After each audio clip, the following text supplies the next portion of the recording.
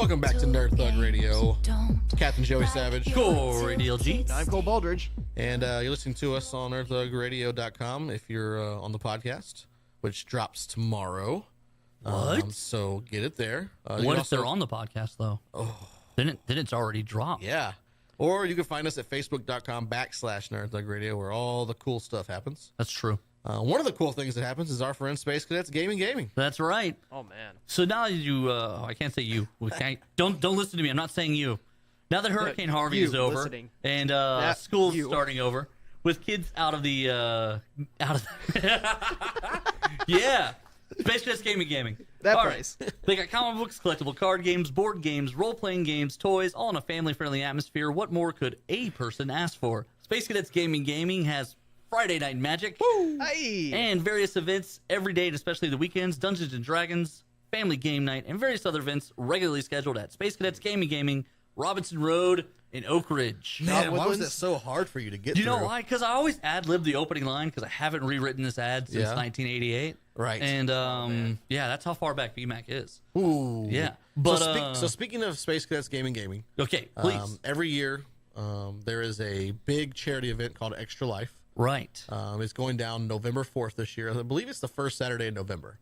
Last year we participated ourselves, the Nerd Thug crew. That's true. That's true. Space Cadets Gaming also, as well as Space Cadets Collection does their own thing. Yes, they tried to compete with us last year. But this year we're going to partner up with them to hold one event.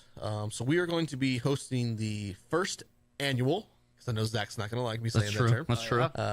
Nerd Thug Mario Kart Tournament. Yes. So we are going to host a Mario Kart tournament, which we'll be playing more than likely on the Nintendo Wii. Yes. And it's going to be a $20 entry fee to get into this tournament. All proceeds will go to the Extra Life charity, which in this case is the Woodlands Texan Children Hospital. Yes. So Extra Life partners with the Children's Miracle Network. Right. And then they find local branches. So because we're there in the Woodlands working with them, they're going to give this money to the Woodlands chapter. So we are going to have a full-blown tournament. We're going to get more details as it comes down, times and wise. It's going to be in the evening time. We will have a trophy for the first place winner, for the champion. Ooh. I've already talked to a couple of our local celebrity friends that I believe will be participating. Yeah, we're reaching right through the Nerd Thug Rolodex. Everyone and anyone we've talked to, we're reaching out to. If you're a fan of the show, you want to come out and support and help children fight cancer and save lives. So Corey's not very good at Mario Kart, so here's your chance to one-up him on something. Wait a minute. And also you can come to see my gloriousness. What just happened here? You get beat by kids, like, nonstop. I don't like to brag, but I like to let them win. Okay, so you're saying I have a heart of gold. For someone who hasn't had a Wii in like 5 years, That's right. It is very plausible to roll up at Extra Life, pay the $20, and then I can get to kick Corey's butt at Mario Kart. You sure can. I feel like I am in. I feel like we're doing the thing where the guy sits on the thing and falls in the water. It's called a dunking booth. Right. I feel like that's what you're trying with to Mario Kart. with Mario Kart. But it's going to be fun. If you want to participate, come at us on Facebook, send us a message, drop a comment somewhere. Go to nerdthugradio.com. You can email us directly there. Or, of course, reach out to BMAC at us, Space Cadets Gaming. BMAC there, or, if you know us personally, which is like 3 of you, you can text us or something. We'll get a list going. As soon as you pay your entry, you're officially in, and we'll have more details of that to come, but I wanted to go ahead and we're going to get an early jump on it because we expect this is going to be a pretty sweet event. That's right. We'll set up to where there's no limit on this tournament. Right. Whoever wants to go. We just play Mario Kart all night long. I can figure, look, I'm a tournament aficionado. I can find a way to create this tournament. What? Are fighting words. I'm not good at them. I'm just good at making them. Like, I'm good at creating tournaments. Yeah, did you catch that? He tried to say he's good at making tournaments. I'm a tournament making aficionado. Wait, hold on. You're good at making, so you're saying you have really great administrative skills. Exactly, I do. Great administrative skills. He's the administrative assistant of your dreams. You can't trash talk how great that you work Excel spreadsheets or how you organize tournaments. It's not Excel spreadsheets. You never know. If we have 32 people, we might have to go like World Cup soccer with like groups and round robins. Oh my lord! Oh no! So you're gonna have to work 2 Excel spreadsheets. Right. There's 4 people that are gonna be in a pod. Like, you never know how this is gonna happen. A pod? You never know what's gonna happen.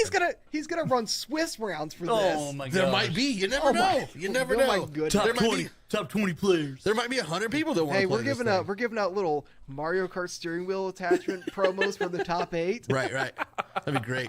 I'll need your name and DCI number for that. Yeah, we're gonna distribute that to you later. Oh man, somehow we just went 5 minutes on a Mario Kart tournament. Anyway, we're saving children's lives. That's what we're doing. Yeah, we're saving children's lives, but on top of that, we're going to be gaming all day long. That's true. 24 hours of gaming that day. It's probably going to be at the DLG house, maybe. De Casa DLG. Again, so when that happens, you guys can always stop by there. But we'll get more of that stuff out there. We want to get the Mario Kart for sure. Right, that's going to be happening at Space Cadets Gaming. All right, so let's talk nerdy stuff. What do you want to talk about? I don't know. You said you want to talk about some cool TV. I don't believe I said that. I believe you did. I don't think I did. Check the tape. Okay. What I had said specifically was that you are awful on television. That has yet to be seen. You don't know that yet. No, actually, one thing I did want to talk about, some news that came out, is the rumor, the allegedly, rumor has it, is that ABC, the American Broadcasting Channel, is not happy with Marvel's Inhumans. You have been preaching this from numero uno day. Somehow this does not come across as a surprise. Specifically, what I have been saying was that I wasn't happy. Right. But now we also know that ABC has good taste too. They've been.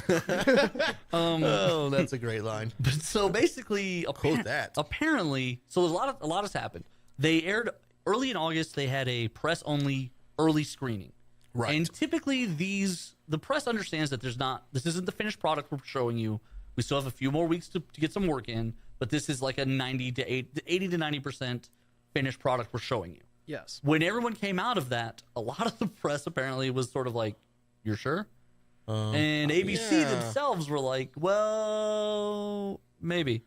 Possible not. August 31st, IMAX did the release screening of the first 2 episodes back to back as like a feature setup. Yeah, I heard about that. And you were the only one. Apparently so. And I only found about that on YouTube. Yeah, so the ticket sales for that were so drastically low that it's now doubtful that IMAX could be talked into doing this again with another television show. That's not good. Well, okay, think about it. That's not good news at all. What's the pool of TV shows that would be thematically big enough and could sell enough tickets to fill an IMAX theater? Well, and I think that was Game of Thrones is one, right? And HBO doesn't. They're not going to. Why would they do that? Yeah, it's home box office for a reason, right?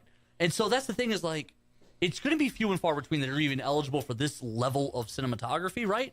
And so, for everyone to bet on this being the thing, in retrospect, was a terrible idea. Like was never going to. They took a shot to do something different, new, but I don't think they realized. I don't think they put their best foot forward. No, that's what I'm saying. Like, right.